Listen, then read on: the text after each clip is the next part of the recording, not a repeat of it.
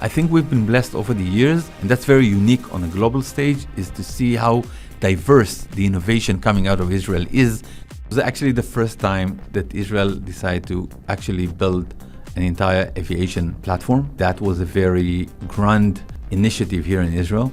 So we're trying to build this space, this resource that startups in the ecosystem or anyone in the ecosystem could use and find the relevant research insight that they need for specific knowledge.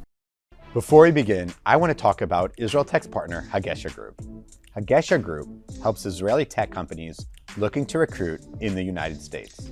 If you're an Israeli tech company aiming to recruit top talent and need support on the ground in America, HaGesher Group can help you quickly grow. HaGesher Group is your trusted partner to help you navigate the US market and accelerate growth. For more information on IsraelTech's partner, HaGesher Group, you can go to hageshergroup.com. And now, back to the show. Welcome to another interview of IsraelTech. I'm excited to be here with Yariv Lotan, the VP of Data here at Startup Nation Central, VP Product and Data. And for those that can't tell in the background, we're at his office at Startup Nation Central. So I want to hear what you do, but obviously not just what you're doing within product and develop and data. But when people think of S&C, the last thing they're thinking about is this podcast studio. And when I started to see that, I just know the tip of the iceberg of S&C. So maybe you can kick us off and tell us a little bit about what you're doing at S&C specifically, and just get us into this amazing organization. Amazing. Well, first of all, thanks for having me. It's great to host you here at Startup Nation Central. Good to host you on IsraelTech. I think that S&C is a wonderful, very unique organization, both locally and even on the global scale. I think there is so much to being a free acting NGO that is totally independent and is really working on helping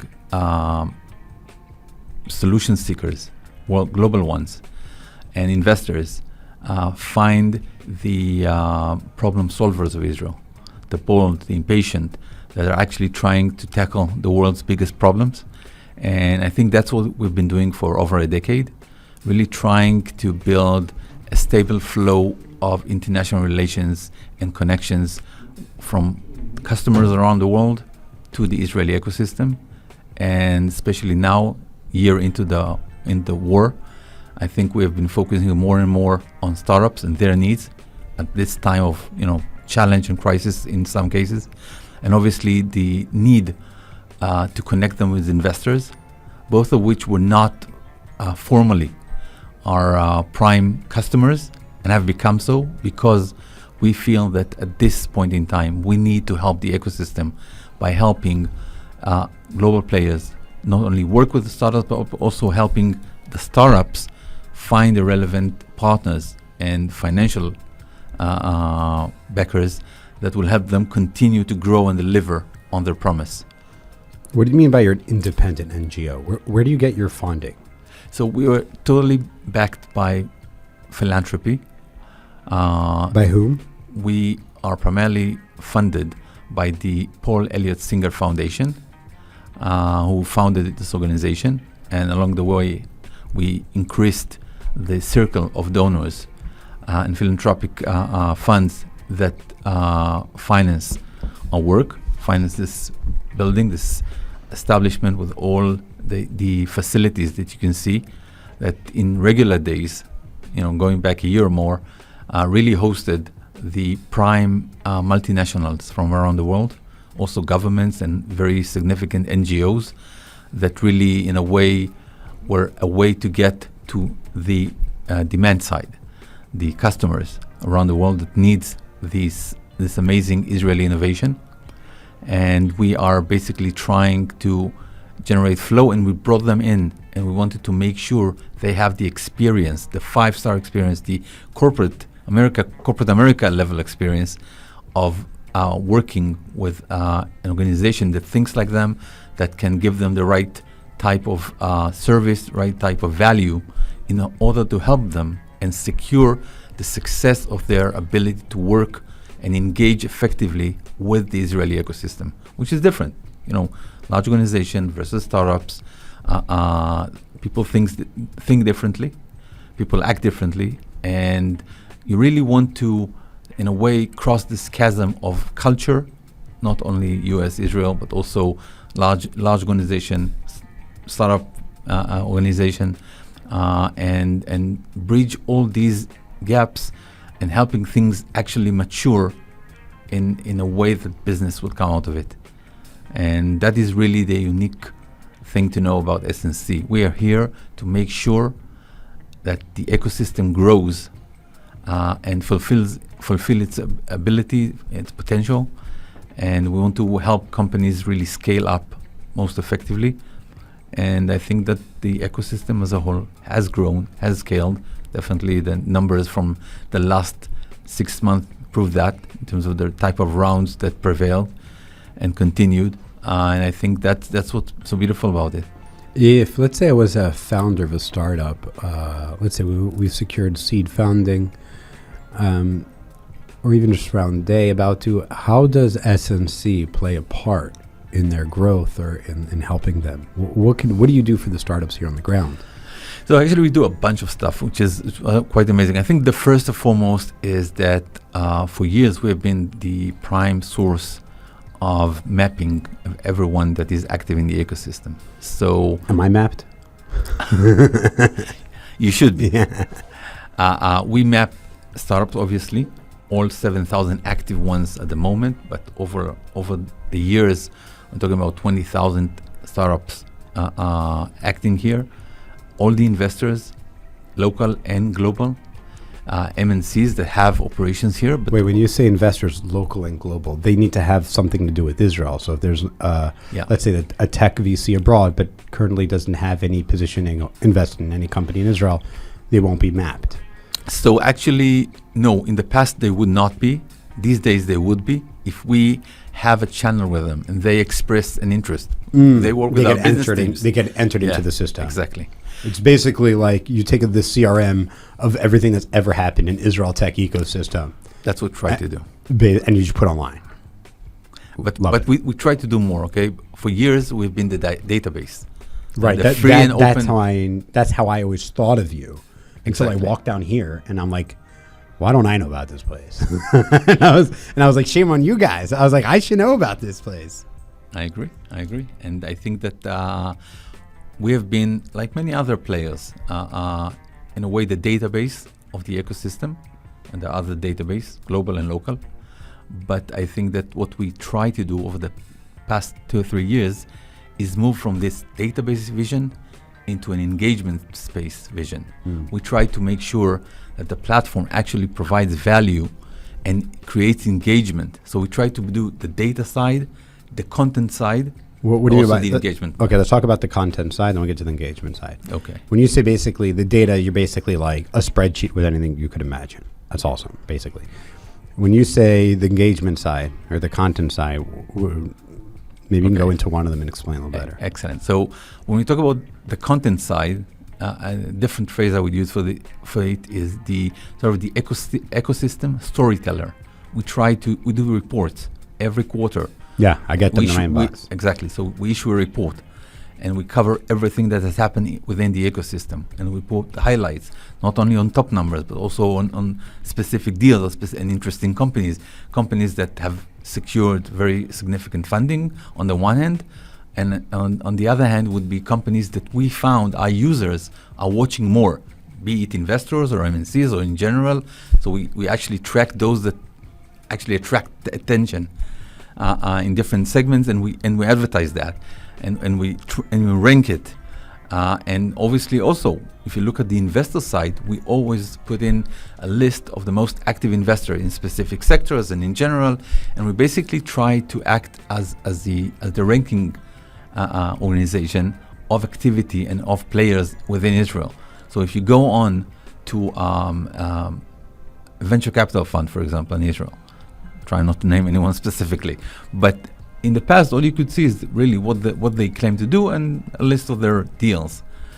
Nowadays, you can actually get a visual, graphic, digital footprint of what they do, which sectors they work in, they actually invest in, not just claim that they're working, but actually make investment in. And also then you look at the funding stage. You see when they make their first investment in each round, and then what kind of follow-on investment they do. So this helps startups know, based on where they are and what stage, here's who you should speak to. You'll more likely find a partner. Exactly. And also see in a different chart, investments over time, portfolio investment, follow-on investment, understanding the ratios, see who makes the most follow-on investments on each portfolio company.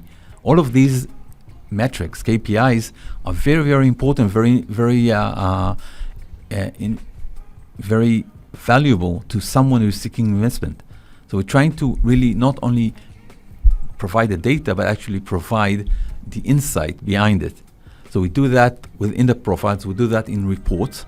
We have now a series of spotlights. We did a spotlight on robotics, on quantum company, just came out. Quantum computing, I saw that. That was great.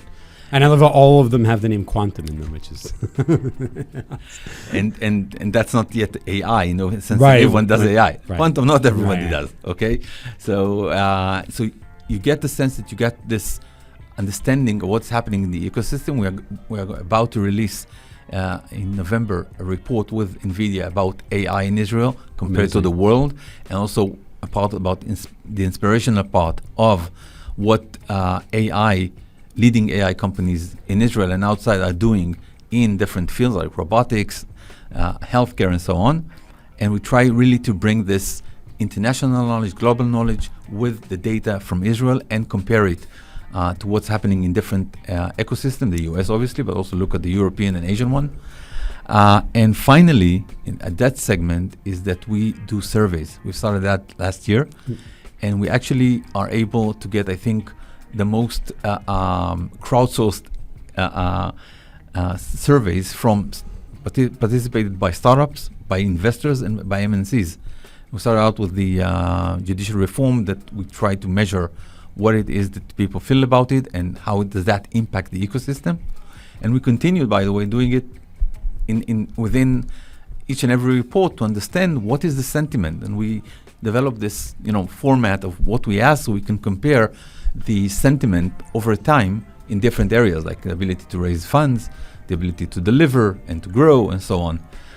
So all of these really capture the essentials of how we create content. And we're moving on with this studio and with other resources we have in creating more content for the different audiences, and we have many of those that we serve locally and globally. Mm-hmm. So when the startups locally, they're logging into SNC and looking at the data to better understand how they should navigate with what VCs and when and whatnot. Mm-hmm. What other, are they able to make any other business decisions not having to do with venture capital from SNC, or it's mostly about the sheet of paper between them? I can tell you that I had a discussion with IDB New York, and they told me that when they start out in New York and trying to build this deposit portfolio, they actually use our platform. That's nice. And they amassed over $1 billion in a year or two in deposits from tech companies. Nice. Using our platform. Now many entities that are using our platform to find relevant companies, to target them. Employees are actually seeking information about potential companies that they are being interviewed in, or that are seeking to be interviewed in.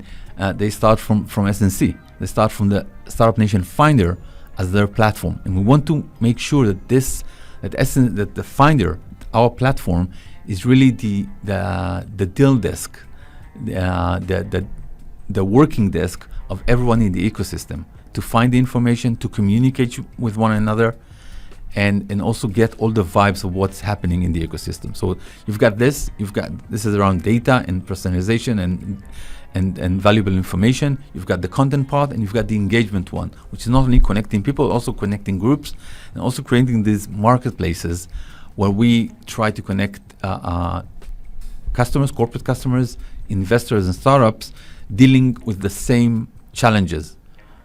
It could be mobility, it could be around technology like AI or quantum, and try to build this model of a marketplace and want to build a network of marketplaces that we together really provide this extra value of actual engagement.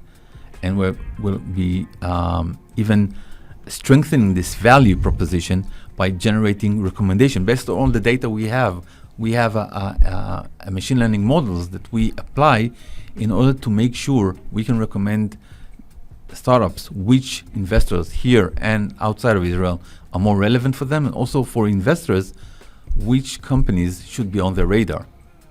And we try to build this and provide more value as You we go on. proactively give it to them. Yeah. So are you able to maybe use data analysis and stuff like that, or you could probably automate it to feed VCs? Hey, based on who because you've mapped them out, who you've invested previously that given you other returns more recently, and you should take a look at these 5 startups. Here are the founders. Here are the names. Here's what they've done. Here's their career. Here's what they found them before. Maybe this thing technically in the army, and you can feed that directly to their inbox, strongly helping bring in more business for them. Is that correct? Exactly. That's very powerful.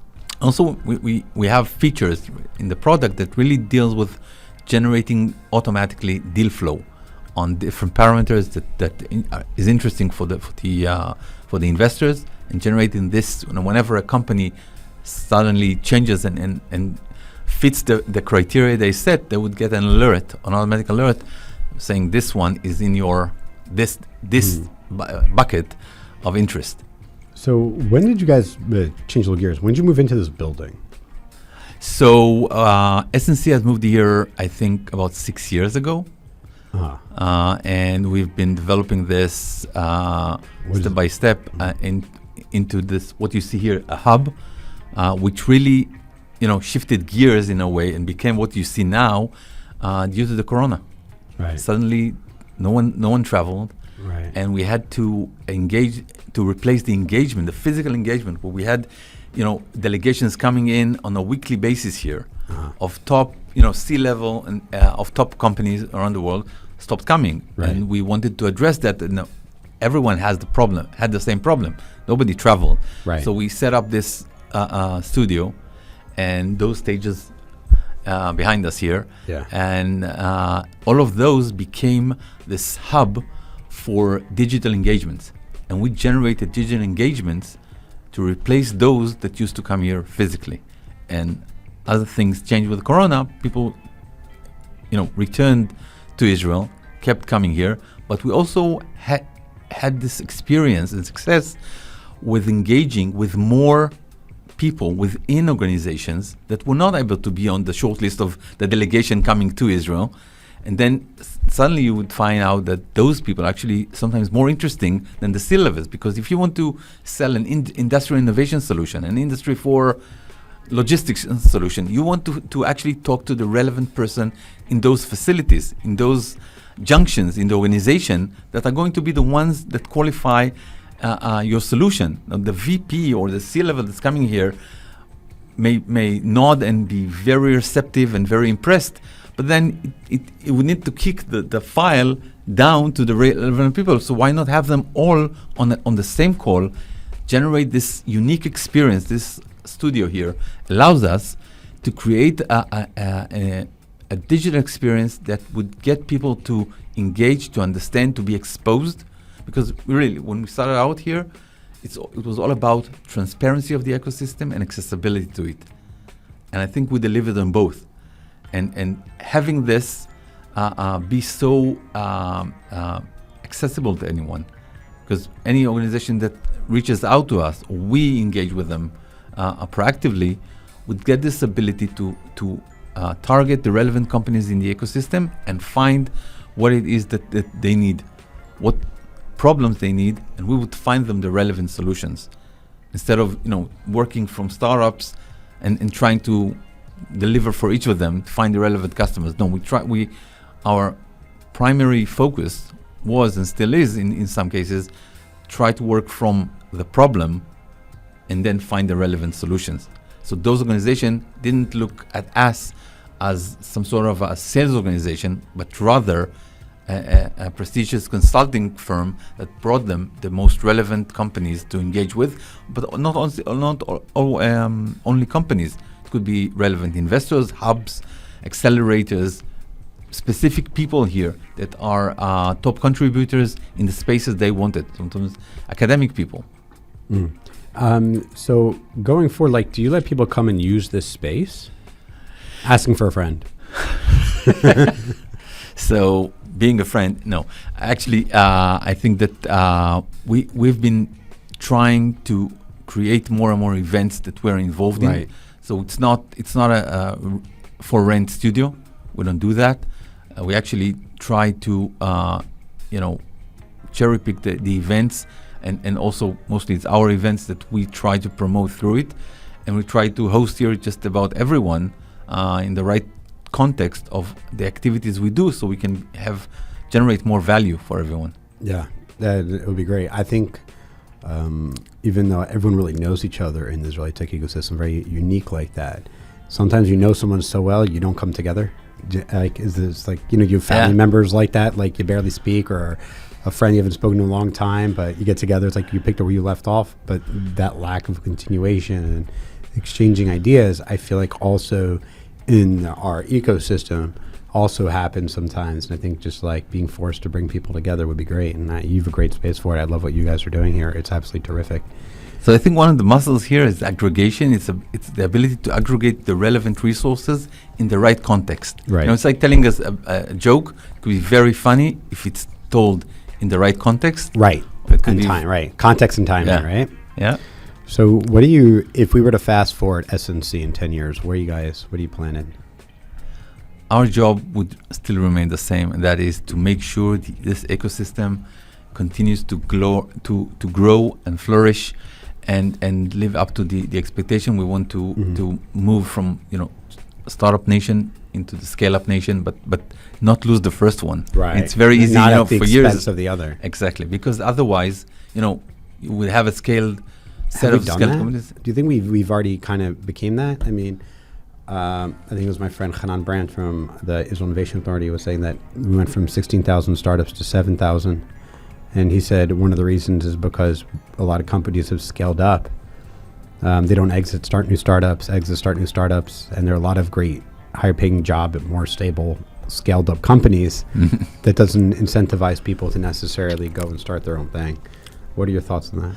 So first of all, you need the global context. Okay, the number of new startups, new companies, is shrinking in the past decade or almost a decade. There's more data points than just what I just mentioned. Correct. Yeah. So it's also not just an Israeli thing. It's a global thing. Do you think globally people are scaling up, or do you think maybe regulations are stopping them, or do you think because since Corona, why do you think globally where startups are playing a smaller and smaller role?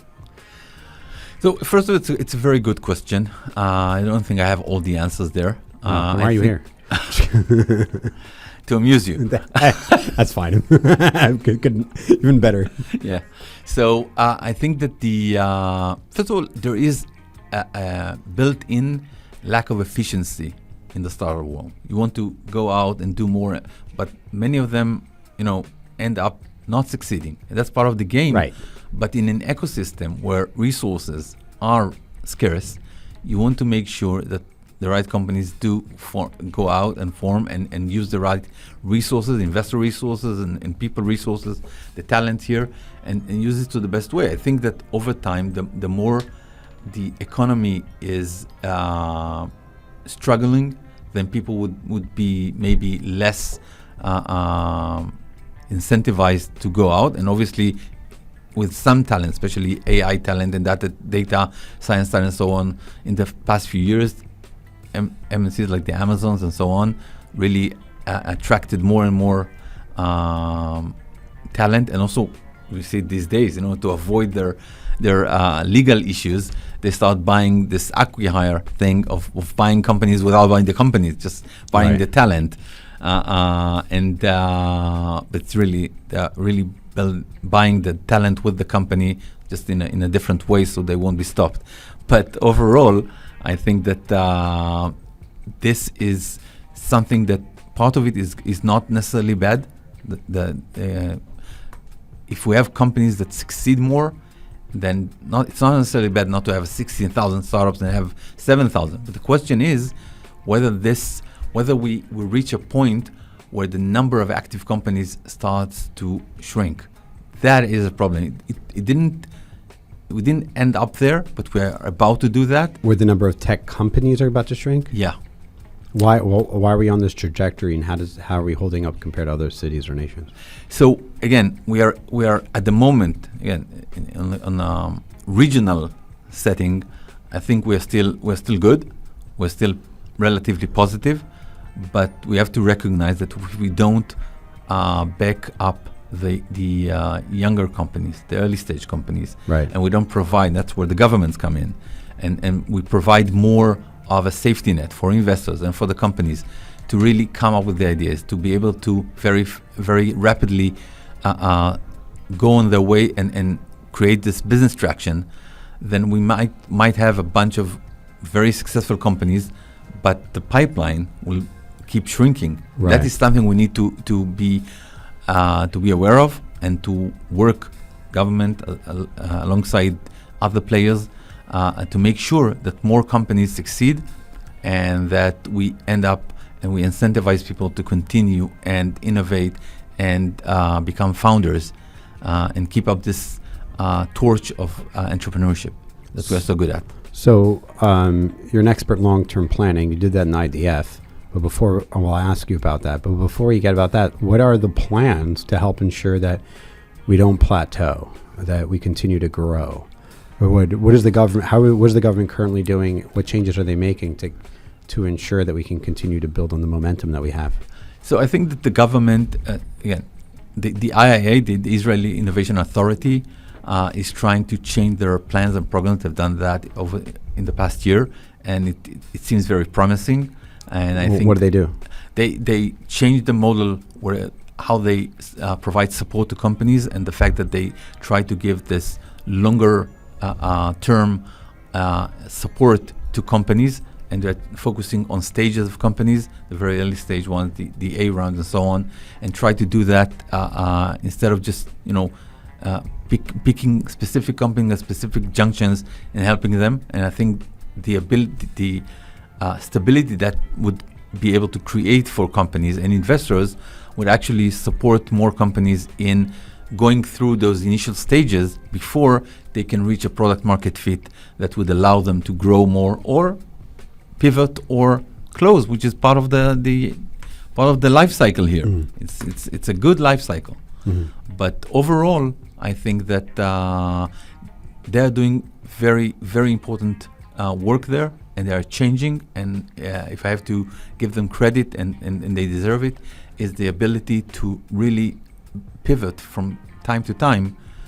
Starting up in the early 90s, the OSMA program, all the way to today, they have made different pivots in the way they support and fund companies in order to enable their success. But that's only part of it. They need more resources. We need to make sure that even the less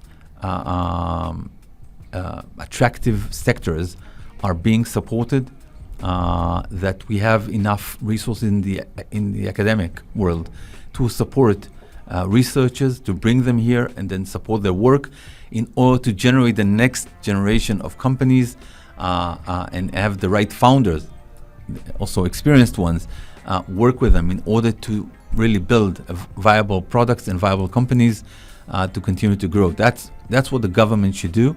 That's what the ecosystem should be able to do. And I think we've been blessed over the years, and that's very unique on a global stage, is to see how diverse the innovation coming out of Israel is compared to other areas, other countries, where you see different specific areas. Now, obviously, if you look at this year, at 2024 or so, the end of 2023, you see the cyber kicking in, and it's very easy to say cyber nation, but the ecosystem here does so much more, but we need to help them. The healthcare here, there are very interesting startups.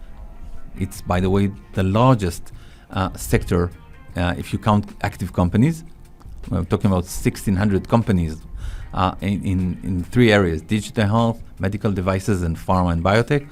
And all of these comprise a very interesting, very promising sector, but relatively less mature companies there. There are more young companies, early stage companies, than in other sectors.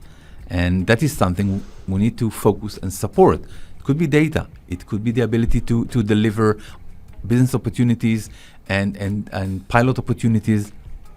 Health is classical place where government, in different sides of it, meet the demand, the need.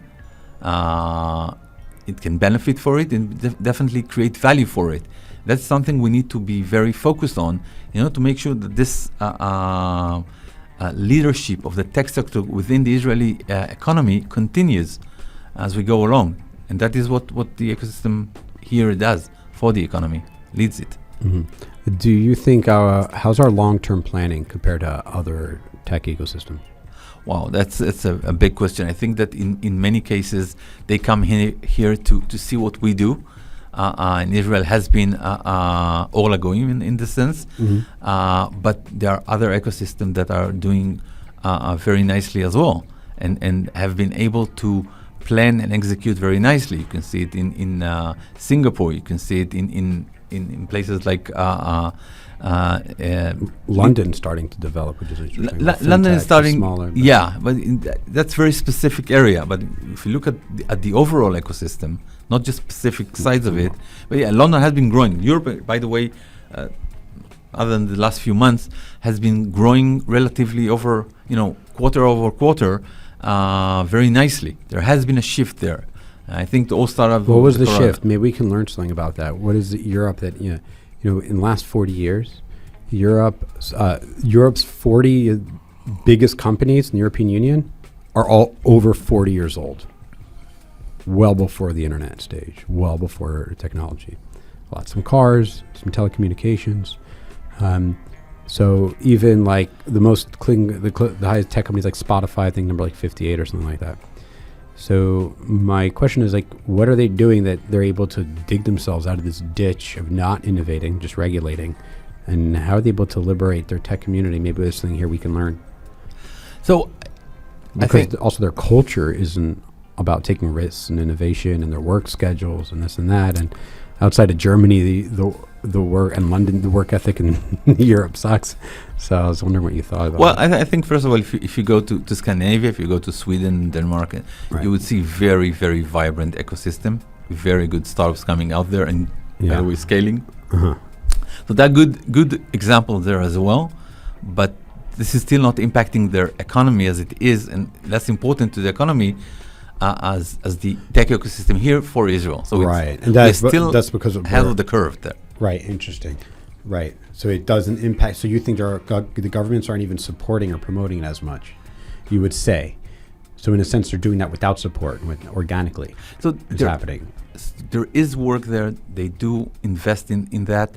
But I think overall, as you said, they are still reliant on the past, on the large players in the in industry. They're still leading the economy, whereas in Israel, you've got 12%, 10 or 12% of the workforce in high tech, but you would see third of the taxes being generated from the tech ecosystem, and 50% of the exports, and 20% of GDP, which is way above the level of the footprint in the workspace, workforce. Sorry. We have advantages of being small geographically and in population, and a kind of a similar culture in a way. Back to long-term planning. So you did long-term planning in the Army, and you were telling me we're talking about that, and we're talking about some education stuff. I want to ask you later, but you're saying long term, what's so we're planning the next 5 years, and I'm like, if that's long term, we're screwed. So what is long term planning in the Army? What does that mean? So listen, I think that firstly you have to recognize not just the long term vision and talking about planning for 20 or 50 years ahead, but you have to understand that the government really works from year to year. In the last few years, it was 2-year budget and so on, which is not very not necessarily favorable, but the Army and the military in general wanted to be able to plan few years ahead and still have the budget frameworks that it can operate in, and have budget committed for those projects.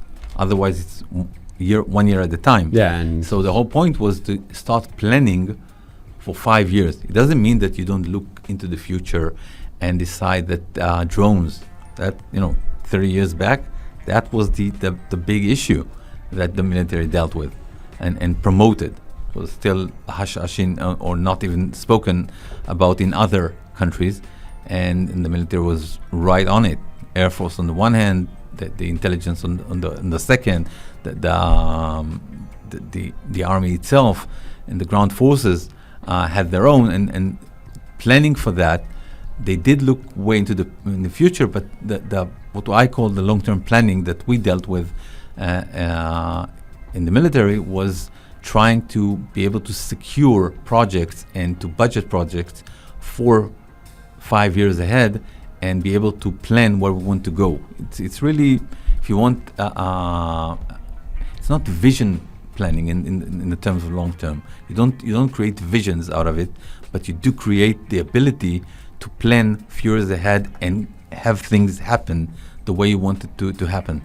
Mm-hmm. That's something that Barak instituted back then in the late 80s, early 90s, and that I think still lives on. Uh-huh. So can you give me an example? You gave the example of drones. They were trying to think how do you first start as, okay, we're in the Army, we're here to talk about long term. How do you start the research? Do you go speak in why was Israel in its long-term planning understand and start incorporating drones early on? How did it determine that? How did it learn that? Who did it, you know what I mean? Walk us through what that's like. So, again, I'm not going to be a spokesperson of very... You should. You speak very nicely. But I think that the people coming out of the Lavi right had this experience, had these technology. You're talking about the fighter jet Lavi? Yeah. Why don't we talk about that for a minute? I find that the most fascinating thing why don't you tell, what is the Lavi fighter jet? So it was actually the first time that Israel decided to actually build an entire aviation platform, and that was a very grand initiative here in Israel. Right. And this is the early 90s? It was actually, I think, in the 80s. It started, okay. And then at a certain point, and again, pre my time, so I'm just from reading, it was a point where... I'm older than you, I was there. And I think that at that point in time, I think that the budget requirements and the complexities at this point led to the decision, which some say was wrong back then. I don't think anyone would disagree the fact that it was wrong. Well, from what I understood, the reason why it was cut was the United States. I'm not aware of that. I read from a few people, and we even discussed this in business school, Bar-Ilan. The Lavi fighter program was Israel went and decided to start to develop its own fighter jet. And they immediately noticed that it was a big competition to the F-16 and F-15, which America sold to the U.S. sold to Israel. And they're like, well, we're not going to let you do this. You have to cut the whole program. It's just part of the whole complex going on between America. And it's not just Israel, right? They supply, not even just, we're not NATO, other not NATO countries, South Korea, Japan, they can't develop their own planes and weapons. They're forced to, America will supply them. So if they want to go and make something on their own, which is good for America, competition, there's a munitions shortage, obviously, right? So wouldn't it be great if you had more of your allies making it? But it was the military companies in the United States pressured the government to make us discontinue, and it was a big mistake. Hopefully now we've learned our lesson. Don't become dependent on America or anyone else, nothing against America. And we need to develop our own weapons and obviously onshore and develop our own planes. So we can also help America and sell them back to them so they can have more diverse I think that's what we've been doing with missiles in the last... Yeah, but why can't we do it with jet planes? I was pretty disappointed when Israel just acquired $20 billion worth of F-15s to be delivered in the next 12 years. And I was like, come on, guys. It's time to stop breastfeeding. We should go from startup to scale up also when I think it comes to our military too, not just technology. So the long-term planning, you're bringing people together. So you're saying the Lavi was an example, right? But then, so that got cut. And then you had a bunch of people with a lot of knowledge and experience and ability to generate solutions that preceded their time. Right. And that led to different. When you say preceded their time, means like first to market, like the Iron Dome or the drones, or do you mean the time schedule? No, I think that we were able to be there in a bigger way in the drone world. Right. And developing this because we had the people and the technical expertise to follow up, and then there were good people with the vision to understand that what that can do to the battlefield of the future. Right. So I think that really allowed, again, one of the reasons that we were able to look and actually act upon it and build these drones in all the different modes that you see all around the world now these days, and Iran being a very mass producer of different types. Yeah. But we were there 30 years ago. But we saw drones offensively, but we didn't see drones defensively. Or is that, that's I guess the Iron Beam, but that won't be rolled out for another year. I think that was, we had drones. I don't go into things that I may not. It's fine. Don't worry. No one's watching. But yeah, of course. That's why I'm here. But I think that overall there were drones for just about every usage you could think about. Right. From communication. Right. To agricultural laws uses and things like that. No, but that's the civilian side. I'm talking about the military side. Right. Really, for every unit, every need, there was a plan or a project. And by the way, the role of what we did in the planning division was actually being able to merge those into more viable projects and more viable initiatives, instead of having everyone have something, instead of being able to deliver on more specific things. The ability to connect the Air Force with the ground forces and obviously the Navy, all of those initiatives try to sync and in some cases even merge, so bigger things will happen. So would you say everything that comes out, any new products or technology or weapons that come out of the IDF, does it all come through the planning stage? So Iron Dome, Iron Beam, drones, Levit, do all of that come through the unit that you served in? Yeah, all the large projects, that was the whole point. Either it's between different forces within the military, so you need to have the sync for general staff to approve. And also when the projects were above a certain budget limit, then it would need a special approval. Let me ask you a question you want to answer off air, but not on air. What do you think we're working on now? Let's shift over to education for a minute. Yeah. We were talking about, you have 4 kids, right? And thank God. I have 2. Mm-hmm. And we're talking about early education, and we're talking about kind of critical thinking, entrepreneurship, and this in young kids. How did you get into the whole thinking of entrepreneurship and all of that? Because I find most people walking around and they throw them into the system and assume they'll be fine because they trust government education. I was wondering how come you've been, I wouldn't say skeptical, but felt like something was lacking, and you needed to give your kids and the kids that you work with other children too, give them more. How did you come to that conclusion? So I was thinking about what my parents tried to give me and what they missed out, trying to teach me things that were already in some cases irrelevant. Right. And I tried to look into the future, understand what it is that they need in order to be able to change in the years to come, without me knowing, what areas would succeed and what areas would not. And I felt that it is the ability to initiate. Entrepreneurship is sort of the next phase, but the very early one, like you said, is to be able to think critically, and then instead of just bitching around about it, actually do something about it, change. And change comes from your ability to initiate it. And it could be within the organization you're in, or it can be independently. That would be founding something. It could be financial. It could be social entrepreneurship, but not back then. When I started, it wasn't a term in that sense, but people actually did it just without the recognition. But the ability to initiate something, not just to accept what's out there already, and the I think the audacity to actually say I can make a difference is something I felt that I needed to give my children. So I decided to test it out on others. What better way to test than somebody else? Of course, yeah, you'd be like Pfizer over here.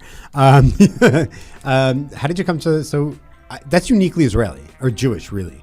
right? The whole let's make a difference, let's do something. Yeah. Whether it's this building or let's open a gamach to help poor people or something like that.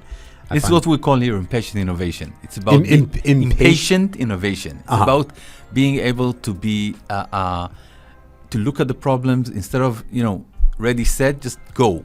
Right, exactly. So a lot of people. So I think that's what.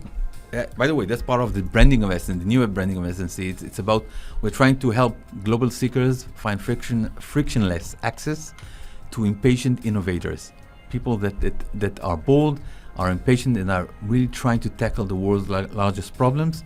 And our job is really to help them and to also expose them to the problems outside of Israel, the global problems, and have them then solve or bring unique innovations into the world. Right. But what is it about you? There are many other people that are innovative. What did you find about that uniquely educating kids that kids are not getting? Because obviously, if you thought that even if you send your kids to good schools, that you thought something was still missing. What do you think that we're missing in our schools when it comes to educating our children? And how have you been able to do that? Maybe other people can learn and maybe see missing spots in their education, not just their own, but their children, so they can help fill those spots locally. And also, I thought maybe that they can maybe try to emulate a little bit what you've been doing and I've been quietly doing too, to help children become a little bit more entrepreneurial. So again, I'm trying to say I got it all right, but I think there are two things that sort of I felt the need to focus on, and that is to enable kids, those that I taught at high school and those that in middle school and then my kids, is really to go out there and be able to think, why can't I change that, and what I need to do in order to make a difference, small or big. And so that was one line of thinking. It's the ability, the independence to look at things, to analyze, and then actually to go about do it. Whether you do it wrong doesn't matter, as long as you put your focus there and you're not afraid to get out of the comfort zone. That was what I was trying to get. And then the financial side, financial thinking, financial education, I think is very critical. Yeah. And I've been working with my kids. I opened this. How old are your children? Nowadays it's 16 to 21. Okay. And actually I started out when my eldest was in the third grade, and I opened up this virtual bank account on a spreadsheet. Well, I was going to say, because I have a daughter turning 13, and I also have one in third grade and it's 8. And I went to Bank Leumi where I'm at, and I went and opened an account for them. Like, wait till she's 14 or something. 16. 16. I think, yeah. And I was like, what am I supposed to do with this bat mitzvah money? I was like, I just wrote it down and how much. So I opened this table and then put it on Google Sheet later on, and I gave them 1% interest a month on the balance. So now before they knew what percentage was, they knew what it meant when they have 100 shekels, 1 month, 1 shekel. Right. But now you have 101. And by the way, if they didn't remind me each month to pay them the interest, they didn't get the interest. Yeah. Amazing. Did you pay them the interest and it came 100, or you added it to the principal, or they got to decide? I added to the principal, and then we developed this together with my wife, my best partner, is that we developed this 20/80 thing. At the beginning, no. Once you give your kids the ability to save money, they don't want to spend anything. Right. They're like bunkers. Right. I remember that when I was a kid. I had from the casinos from Atlantic City, the buckets you would use for slots. Yeah. I had under my 8-year-old's like me, but worse. My 12-year-old's nothing like me. For this end, so emotionally, she's like me. And she just like collects money. She's obsessed with money and numbers and everything. And once I learned to save in that, I didn't want to lose anything. My idea was always just to grow. So at the beginning, we allowed them to save, and then we tried to work with them on actually spending. So we went out for spending sprees, just to loosen them up and give them the incentives to start buying, because they need to feel the power of having money, not just number on the spreadsheet. And then we moved on to the 80-20 rule, which is meant find a goal, save 80% of whatever you have for that goal. It could be your next sword or next game or next conference or wherever you want to go. And then 20% for daily usage of things that we wouldn't buy them. Right. So it was always about it's your money. You decide. If we say no because we don't think that we should pay for it, you can buy it. But then, so they were buying drugs and fireworks. Exactly, and exactly. Weapons, I'm just paying. Yeah, of course. No oversight. Stand up, dad. At least that was the commercial. Yeah, exactly.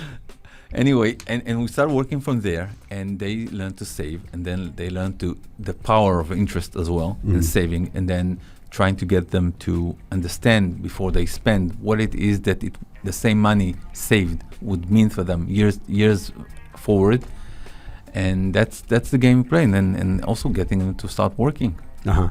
How are you able to have a ripple effect kind of in your community? Are you able to do that kind of like? It's hard for me to try to like bring other parents, like they're aligned, but how do you bring them together? We're talking about doing like a once a week, once an evening, like fun engagement, like an entrepreneurial class, just kind of like, and sell lemonade. Let's find some arbitrage. We'll buy it bulk online. Let's order it. Let's go into town. Let's go into the Sheik Shuk and Pardes Khan. Let's resell it, right? Just kind of understand a little bit of like, how do you think we can make that a greater part of our culture? So you made a part of your family culture. How do we take that critical thinking too, as we were talking earlier?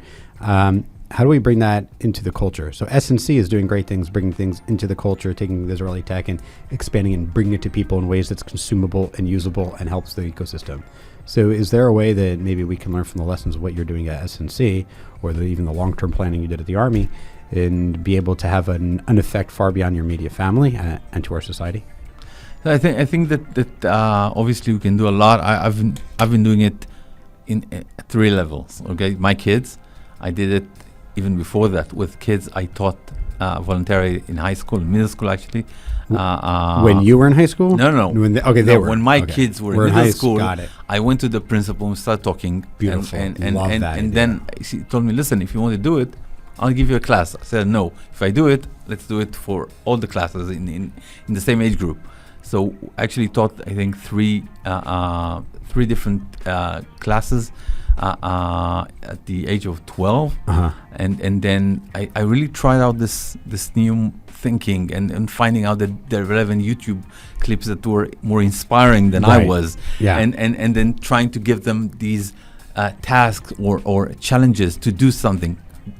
It could be trying to help an elderly house get this new garden, whatever. It has to be something that you would change reality. I love it. And some of them, by the way, went to do something that was more business-like, but very few of them. But that's critical. But that's actual critical thinking. Exactly. Their entire education doesn't add up to just doing that. That's what I learned. I remember when I was, I think I've said this before, but I studied finance undergrad at Temple University in Philadelphia.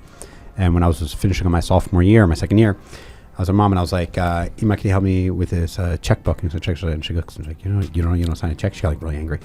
She goes, you're studying finance. You're finishing like your second year, and I was like, it's not personal finance. It's like finance. Like, you want me to project stocks? I can do that really well in bonds. Like, and it was that moment. Like, I just like a switch came to me. My mom was like, always like super pro education, the most stereotypical American Jewish way. And I was like, oh, you don't really learn anything. They just teach you how to not think. They don't want thinkers, right? Kind of. So, and then I understood that started education all the way down.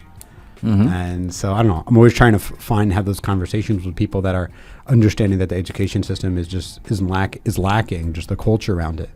And there's a lot more critical thinking and things to be done. And so I think that's terrific. Let's close up with Startup Nation for a little bit more before we go. Yeah. So if people want to get involved and like other than the data and the startups that they see the data, like for VCs and VCs looking to invest, who else are you helping? Who else can really use your data? So we basically work with academic institutions. We work with municipalities, obviously accelerators and different entrepreneurship programs. By the way, the Finder is part of different entrepreneurial courses in different universities that when they come to learn about startups and so on and finding information and understanding, then they actually get a whole lesson about how to use the Finder in order to get more information, to be able to look for interesting companies and so on. So we try to help there. And we're trying to, I think soon we'll come up with even an interesting version of this Find a TV concept of trying to get more content in different formats in order to help companies and help the overall ecosystem with knowledge. Also trying to create a database of research where you can do semantic search on them and try to find the relevant data points you want from library of researchers, going on, but nobody actually finds what they need.